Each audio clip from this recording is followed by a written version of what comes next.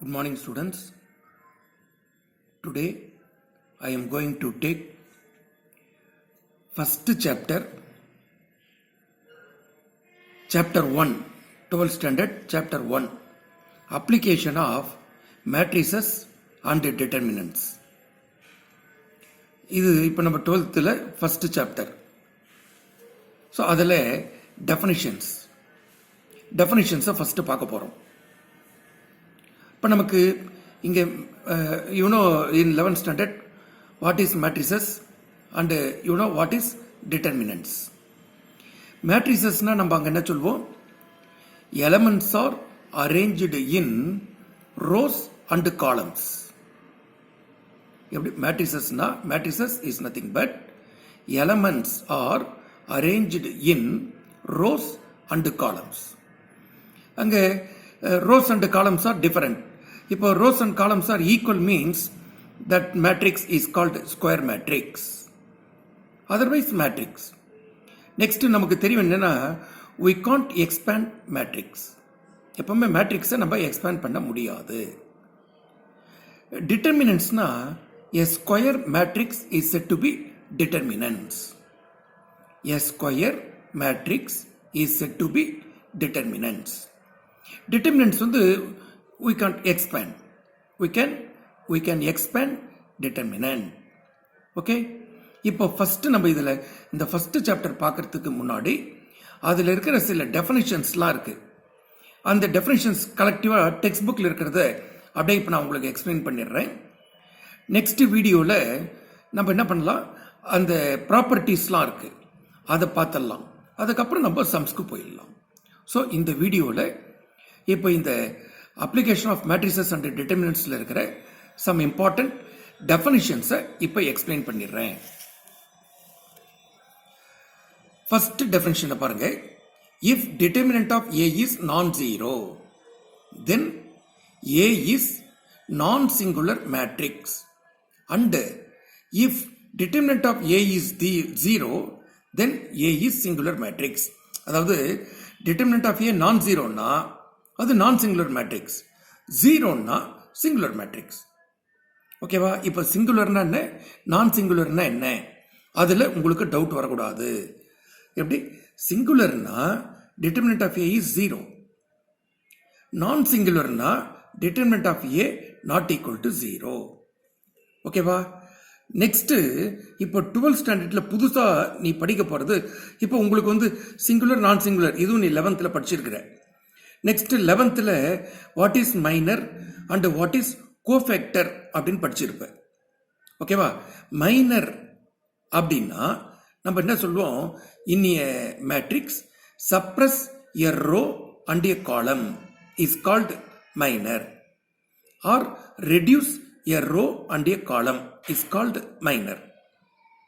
அதே கோஃபேக்டர்னு என்னன்னு படிச்சிருப்போம் 11th. a signed minor is called cofactor. அப்போ அங்கே சைன்ஸ்லாம் எப்படி வரும் நமக்கு, alternatives plus minus plus alternative science. Okay, so அப்போ நமக்கு வந்து மைனர்னா என்ன, கோஃபேக்டர்னா என்ன, ஒரு கிளியர் ஐடியா 11th ஸ்டாண்டர்ட்ல இருக்கு. அதை ரீகால் பண்ணிக்கிறோம். ரீகால் பண்ணிட்டு இப்போ 12th ஸ்டாண்டர்ட்ல அட்ஜாயிண்ட் ஆஃப் மேட்ரிக்ஸ் அப்படின்னு படிக்க போறோம். Adjoint of matrix. அப்போ அட்ஜாயிண்ட் ஆஃப் மேட்ரிக்ஸ்னா என்னன்றது நமக்கு தெரியணும். அப்போ the adjoint of matrix of A is defined as the transpose of the matrix of cofactors of A. அதுதான் நம்ம adjoint of A ன்னு சொல்வோம். அப்போ இங்க டிரான்ஸ்போஸ்னா என்ன, இப்போ ஒரு மேட்ரிக்ஸ்ல ரோ வைஸ் எலமெண்ட்ஸ் எல்லாத்துக்கும் கோஃபேக்டர் கண்டுபிடிச்சிட்டு அது டிரான்ஸ்போஸ் பண்ணிட்டீங்கன்னா அதுக்கு பேர் தான் அட்ஜாயிண்ட் ஆஃப் ஏ. அப்போ அட்ஜாயிண்ட் ஆஃப் ஏ என்னன்னு தெரியுதா, ஒரு மேட்ரிக்ஸ் ஏல எல்லா எலமெண்ட்ஸ்க்கும் கோஃபேக்டர்ஸ் கண்டுபிடிச்சிட்டு அதை டிரான்ஸ்போஸ் பண்ணிட்டீங்கன்னா அதுக்கு பேர் தான் adjoint of A. That matrix is called adjoint of matrix A. ஓகேவா? இப்போ adjoint of matrix என்னன்னு தெரியுதா, அதுல டவுட் இல்லை. அதான் இப்போ நம்ம ஃபர்ஸ்ட் கண்டுபிடிக்க போறோம். Next, if A into B equal to B into A equal to I, capital I. அங்கே n சஃபிக்ஸ் போட்டிங்கன்னா நமக்கு ரோஸ் அண்ட் காலம்ஸ் வந்து n ரோஸ் n காலம்ஸ் இருக்குன்னு அர்த்தம். 3 போட்டிங்கன்னா I3 அப்படின்னு போட்டால் 3 ரோஸ் 3 காலம்ஸ், அப்போ அது ஸ்கொயர் மேட்ரிக்ஸ். அப்போ A into B equal to B into A அப்படின்னா அப்போ நம்ம இந்த B மேட்ரிக்ஸ் இருக்கு பாரு, அது A மேட்ரிக்ஸினுடைய இன்வர்ஸ்னு சொல்லலாம். எப்படி? A into B equal to B into A. அப்போ ஒரு யூனிட் மேட்ரிக்ஸ் ஐன்னு வந்துட்டா அப்போ மேட்ரிக்ஸ் B இருக்கு பாருங்க, அது மேட்ரிக்ஸ் ஏனுடைய inverse. Next, if a square matrix has an inverse then it is unique. ஒரு ஸ்கொயர் மேட்ரிக்ஸ்க்கு இன்வர்ஸ் இருக்குன்னா அது எப்படி இருக்கணும்? யூனிக்கா இருக்கணும். நெக்ஸ்ட், ஏ இன்வர்ஸ் எக்ஸிஸ்ட் ஆகுதுனாவே அங்க ஏ என்னவா இருக்கணும்? நான் சிங்குலர் மேட்ரிக்ஸா இருக்கணும். ஓகேவா? If A inverse exist if and only if A is non singular. Next, singular matrix has no inverse. ஏன்னா டிட்டர்மினன்ட் ஆஃப் ஏ அங்க என்ன ஆயிடுது? 0. அதனால சிங்குலர் மேட்ரிக்ஸ்னா ஹேஸ் நோ இன்வர்ஸ். அப்போ இன்வர்ஸ் மேட்ரிக்ஸ் எக்ஸிஸ்ட் ஆகணும்னா கண்டிப்பா அது என்னவா இருக்கணும்? நான் சிங்குலர் மேட்ரிக்ஸா இருக்கணும்.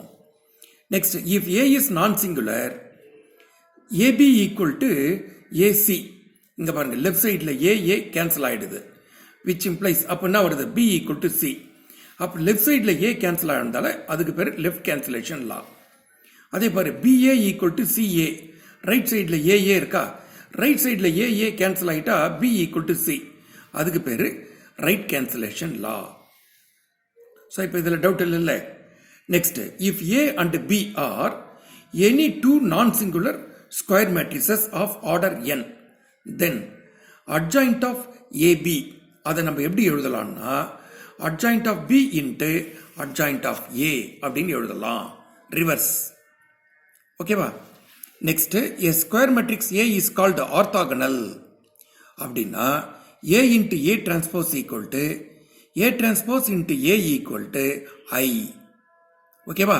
இந்த கண்டிஷனை சாட்டிஸ்ஃபை பண்ணாவே that matrix A is called orthogonal matrix. Next, இப்போ A Bன்னு 2 மேட்ரிக்ஸ் இருக்குன்னு வச்சுங்க, ரெண்டுமே சேம் ஆர்டரா இருக்குது. அப்போ அது நம்ம என்னன்னு சொல்லலாம்? ஈக்குவலண்ட் மேட்ரிக்ஸ் அப்படின்னு சொல்லலாம். அப்போ அது எப்படி நம்ம இது எப்படி வரும்னா சம் எலமெண்ட்ரி டிரான்ஸ்ஃபர்மேஷன்ஸ் 11th ஸ்டாண்டர்ட்ல படிச்சிருப்போம், அதை பேஸ் பண்ணி வரும். ஓகேவா? Next, a non-zero matrix is in a row equivalent form. row equivalent form அப்படின்னா if all zero rows occurs as bottom rows of the matrix and if the first non-zero element in any lower row occurs to the right of the first non-zero entry in the higher row. அப்படின்னு என்ன sir?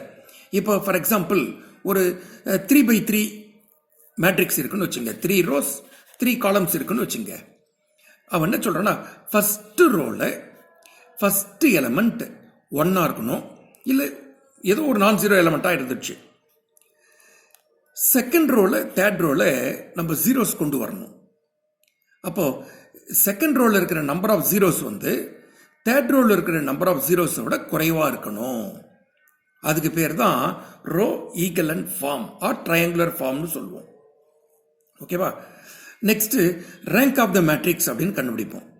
அது என்ன sir? ஒரு மேட்ரிக்ஸ்க்கு ரேங்கா அப்படின்னா the rank of a matrix A is defined as order of highest order non-vanishing minor of the matrix A. அதை எப்படி டினோட் பண்ணலாம்னா ரேங்க் ஆஃப் ஏன்னு டினோட் பண்ணலாம். ஓகேவா? அதாவது ஒரு மேட்ரிக்ஸில் எக்ஸ்பேண்ட் பண்ணால் இப்போ 3x3 மேட்ரிக்ஸ் அதனுடைய மைனர் ஸ்கொயர் மேட்ரிக்ஸாக இருக்கணும்ல, மைனர்னா ஸ்கொயர் மேட்ரிக்ஸ் அது நான் ஜீரோவாக வந்துட்டா அதனுடைய ஆர்டர் என்னவோ அதுதான் அந்த மேட்ரிக்ஸினுடைய ஆர்டர். ஓகேவா? த rank of a non zero matrix is equal to the number of non zero rows in a row equivalent form of the matrix. அதாவது ஒரு மேட்ரிக்ஸினுடைய ரேங்க் நம்ம எப்படி சொல்லுவோம்னா அந்த மேட்ரிக்ஸை வந்து நீ என்ன ஃபர்ஸ்ட் ஆஃப் ஆல் மாற்றிக்கணும், ரோ ஈக்குவலன்ட் ஃபார்மில் ஒரு ட்ரையாங்குலர் மேட்ரிக்ஸாக நீ மாற்றிக்கணும். அப்படி மாற்றிட்டீங்கன்னா ட்ரையாங்குலர் மேட்ரிக்ஸை மாற்றிட்ட பிறகு அதில் எத்தனை நான் ஜீரோ ரோஸ் இருக்கோ அந்த number of non zero rows is called rank of the matrix. ஓகேவா? நம்ம கிளாஸில் வந்து ரேங்க் எப்படி போடுவோம்? ஃபர்ஸ்ட் ஆஃப் ஆல் கிரிட்டீரியான்னா ஆல் சப்ஜெக்ட் பாஸ் பண்ணியிருக்கணும். அதுக்கப்புறம் என்ன பண்ணுவோம்? ஹையஸ்ட் டோட்டலாக இருக்கணும், அது ஃபர்ஸ்ட் ரேங்க். ஓகேவா? அது போல் கண்டிஷன் மேட்ரிக்ஸ்க்கு நம்ம கொண்டு வரோம். Right? Next, an elementary matrix is a matrix which is obtained from an identity matrix by applying only one elementary transformations. Every non-singular matrix can be transformed to an identity matrix by a sequence of elementary row operations. இதுவும் நமக்கு ஒரு exercise. Row wise அதை zeros வர மாதிரி பண்ணி அது என்ன பண்ணுவோம்னா ஒரு விர்ச்சுவல் டேஷ்பாட் ஏ, ஒரு விர்ச்சுவல் மேட்ரிக்ஸ் ஐ போடுவோம். அப்போ இந்த ஏ மேட்ரிக்ஸை யூனிட் மேட்ரிக்ஸ் ஐயா மாற்றிடுவேன்.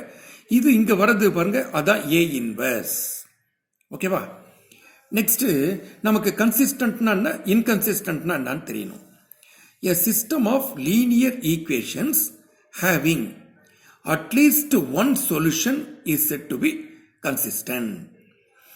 ஒரு சிஸ்டம் ஆஃப் லீனியர் ஈக்குவேஷன்ஸில் அதுக்கு ஒரு சொல்யூஷன் இருந்தால் கூட அது என்னன்னு சொல்லணும், நம்ம கன்சிஸ்டன்ட்னு சொல்லுவோம். இன்கன்சிஸ்டன்ட்னா a system of linear equations having no solutions, சொல்யூஷனே இருக்கக்கூடாது, இஸ் கால்டு இன்கன்சிஸ்டன்ட். ஓகேவா? இது எல்லாத்துக்குமே நம்ம என்ன பண்ண போகிறோம், சம்ஸ் எக்ஸசைஸ் இருக்கு. ஸோ இந்த chapter application of matrix and determinants நீ படிக்கணும்னா இந்த டெஃபினிஷன்ஸை ஃபஸ்ட்டு நல்லா ஒரு முறை படிச்சிட்டிங்கன்னா அதுக்கப்புறம் உங்களுக்கு ஈஸியாக இருக்கும். ஸோ இப்போ இதில் இருக்கிற சம் இம்பார்ட்டன்ட் ப்ராப்பர்ட்டிஸ் இருக்குல்ல, அதை இப்போ நெக்ஸ்ட் வீடியோஸில் பார்க்கலாம். ஓகேவா? ஸோ இந்த வீடியோ நீங்கள் பார்த்துட்டு அதை சப்ஸ்கிரைப் பண்ணுங்கள். உடனே என்ன பண்ணுங்கள், அதை ஷேர் பண்ணுங்கள், கமெண்ட் பண்ணுங்கள். தேங்க்யூ.